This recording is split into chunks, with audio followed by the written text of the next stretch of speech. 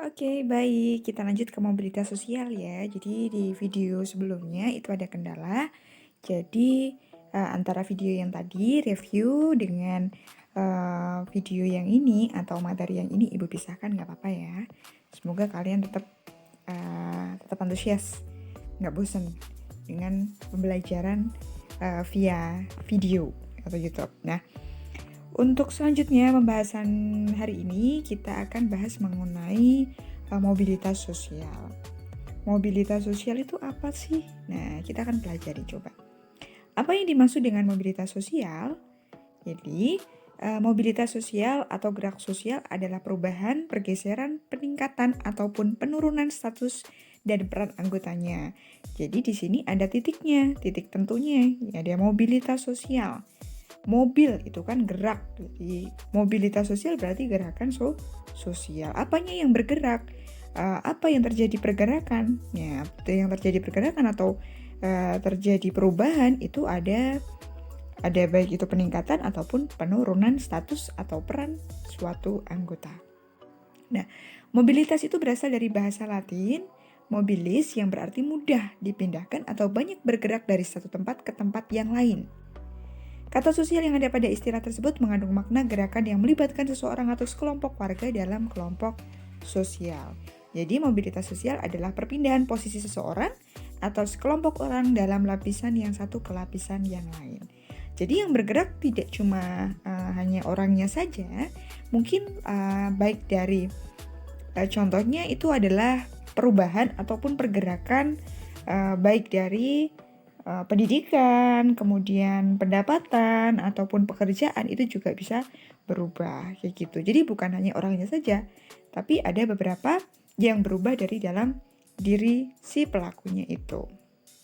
Oke, faktor pendorong mobilitas sosial yang pertama ada status sosial.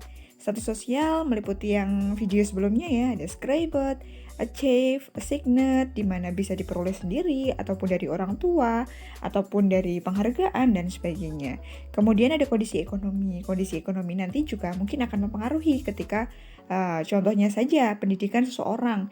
Otomatis kalau semakin tinggi pendidikan dituntut juga biayanya juga semakin tinggi karena faktor kondisi ekonomi mungkin juga akan mempengaruhi kondisi seorang anak gitu. Tapi kalau sekarang sih sudah ada bantuan ya ataupun beasiswa. Jadi mungkin bagi siapa yang bersungguh-sungguh akan mendapatkan beasiswa itu. Jadi kondisi ekonomi juga mempengaruhi bagi sebagian besar mereka. Kemudian situasi politik, bertambahan penduduk, keinginan melihat daerah lain. Ya, kalau keinginan melihat daerah lain mungkin ada beberapa dari keluarga kita ataupun dari daerah kita yang melakukan baik itu urbanisasi, transmigrasi, migrasi. Nah, itu juga ingin mengetahui bagaimana sih peluang kerja di dunia luar, baik itu di negara lain ataupun di kota lain kayak gitu. Ingin keluar dari daerahnya. Kemudian ada kemudahan dan akses pendidikan. Nah, kemudahan bagaimana transportasi mereka untuk melakukan perpindahan itu seperti apa? Nah, itu juga akan mempengaruhi dari mobilitas sosial itu sendiri. Oke, kita bahas satu persatu. Bentuk mobilitas itu ada horizontal, jadi perpindahan itu secara horizontal saja, cuma berpindah tempat misalnya kayak gitu. Kemudian itu hampir sama ya dengan mobilitas geografis. Kemudian ada mobilitas vertikal. Nah, mobilitas vertikal ini nanti itu ada jenisnya vertikal naik dan vertikal turun. Nah, kita bahas satu persatu. Mobilitas horizontal, di mana kalau horizontal kita bayangkan saja seperti garis lurus. Jadi seperti garis mendatar, kayak gitu. Yang berpindah apanya? Kalau kita lihat dari contoh ini, ada seorang yang bernama Henry. Dia itu sebagai kepala sekolah di salah satu SMA di Jakarta, di SMA 28 Jakarta. Kemudian ketika dia berpindah lokasi, dia tetap menjadi seorang kepala sekolah.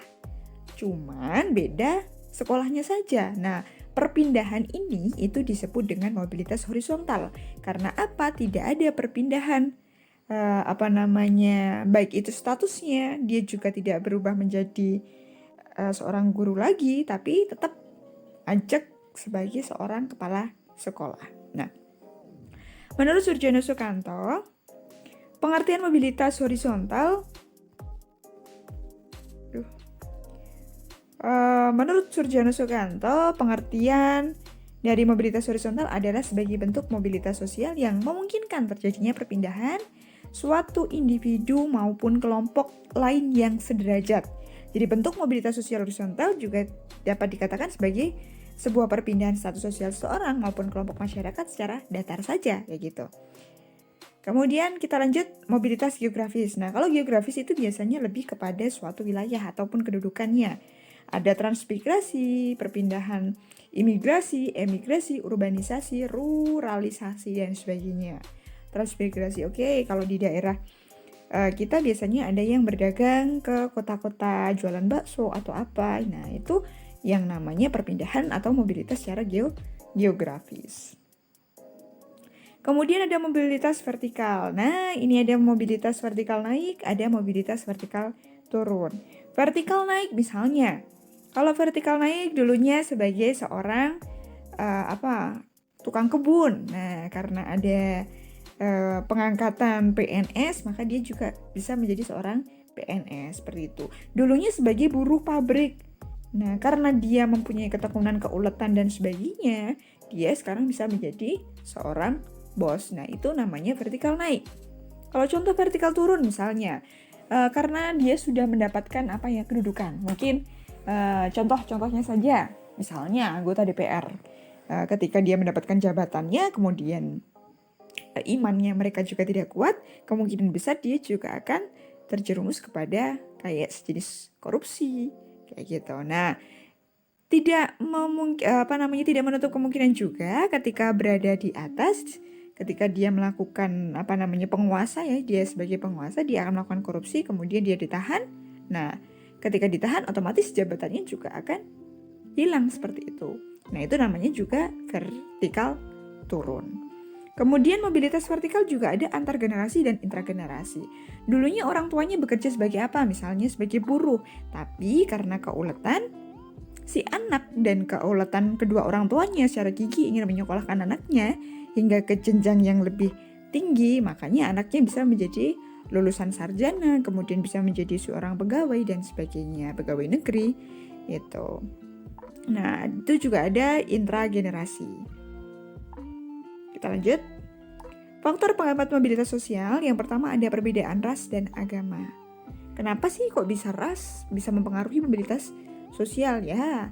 Karena di beberapa ras ataupun di beberapa daerah tertentu itu ada yang namanya aturan-aturan daerah yang mungkin tidak memungkinkan mereka untuk bisa berpindah ataupun mereka untuk mengembangkan diri mereka kayak gitu, karena ada beberapa wilayah-wilayah yang tertutup. Contohnya yang kemarin itu ada suku Baduy Dalam, di mana mereka mempunyai keyakinan tertentu yang tidak dengan mudah bagi masyarakat di suku pedalaman untuk bisa ke luar. Nah, karena itu kan juga kepercayaan masing-masing ya, kayak gitu. Terus juga ada agama. Lanjut, diskriminasi kelas. Nah, kalau diskriminasi kelas ini kaitannya dengan strata. Kasusnya itu seperti kayak kelas Brahmana, Waisya, Sudra kayak gitu. Jadi seberapapun gigih seseorang ingin berubah atau mendapatkan kedudukan yang lebih tinggi, namun jika di dalam suatu daerahnya masih menganut kasta, maka itu juga akan susah untuk dirinya bisa berkembang. Diskriminasi kelas dalam sistem kelas terbuka dapat menghalangi mobilitas ke atas. Hal ini terbukti dengan adanya pembatasan keanggotaan suatu organisasi tertentu dengan berbagai syarat dan ketentuan. Ini juga ada contoh, misalnya anggota DPR itu dibatasi hanya 500 orang saja. Selanjutnya ada pengaruh sosialisasi yang sangat kuat. Sosialisasi adalah suatu proses di mana seorang anak belajar berpartisipasi menjadi anggota masyarakat. Jika proses sosialisasi berjalan baik, maka pola-pola perilaku, cara pandang, persepsi akan tertanam dengan sangat kuat sehingga sulit dipengaruhi oleh unsur-unsur yang dianut kelas sosial lainnya. Jadi kalau sosialisasi itu juga merupakan suatu doktrin-doktrin yang diberikan dahulunya ya, baik itu dari lingkungan keluarga ataupun dari lingkungan masyarakat. Jadi misalnya kalau proses kembang anak ya, tumbuh kembang anak itu di dalam suatu keluarga yang memungkinkan ataupun mendoktrin seorang anak tidak bisa berkembang, Nah, itu juga akan mempengaruhi bagaimana anak itu berkembang di kehidupan selanjutnya, seperti itu. Kemudian kemiskinan. Nah, kemiskinan dapat membatasi kesempatan bagi seseorang untuk berkembang dan mencapai status sosial tertentu. Contohnya, Ananda memutuskan untuk tidak melanjutkan sekolahnya karena kedua orang tuanya tidak bisa membiayai. Nah, itu adalah faktor dari kemiskinan. Nah, kalau sekarang kan banyak juga ya apa istilahnya.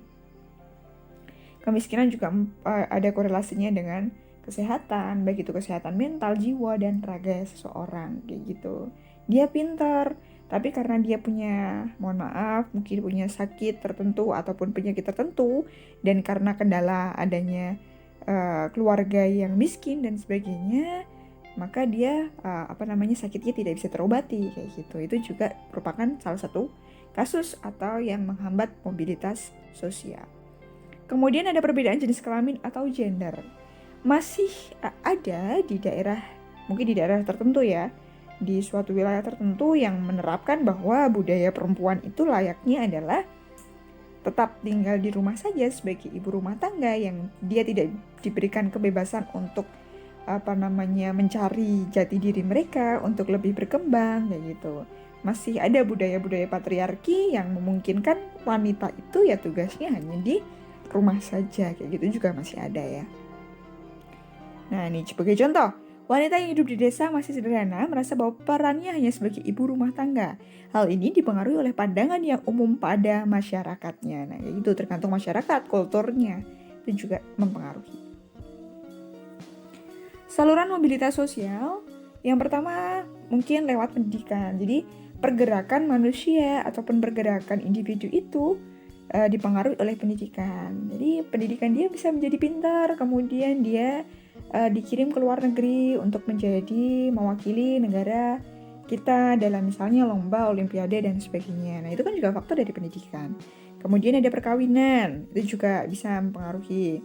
Jadi pergerakan seorang karena adanya perkawinan. Misalnya orang Jawa dapatnya orang Kalimantan, Sunda dan sebagainya. Itu kan juga bisa mempengaruhi pergerakan.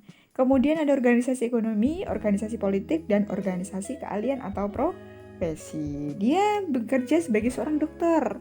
Kemudian jasanya mungkin dibutuhkan di suatu daerah yang mengalami bencana alam. Makanya mau tidak mau karena dia mengemban amanah, maka dia dikirim ke luar pulau ataupun luar negeri dan sebagainya. Itu juga tidak menutup kemungkinan hal-hal yang seperti itu. Nah, prinsip kesetaraan dan harmoni sosial. Sekarang kita masuk ke kesetaraan.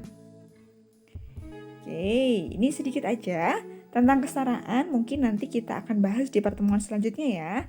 Jadi nanti kita akan bahas tentang kesetaraan. Kesetaraan yang namanya setara itu kan adil ya. Setara atau selaras, serasi, seimbang lah seperti itu. Nah, untuk materi selanjutnya nanti kita akan bahas di pembelajaran selanjutnya ataupun mungkin nanti minggu depan ya.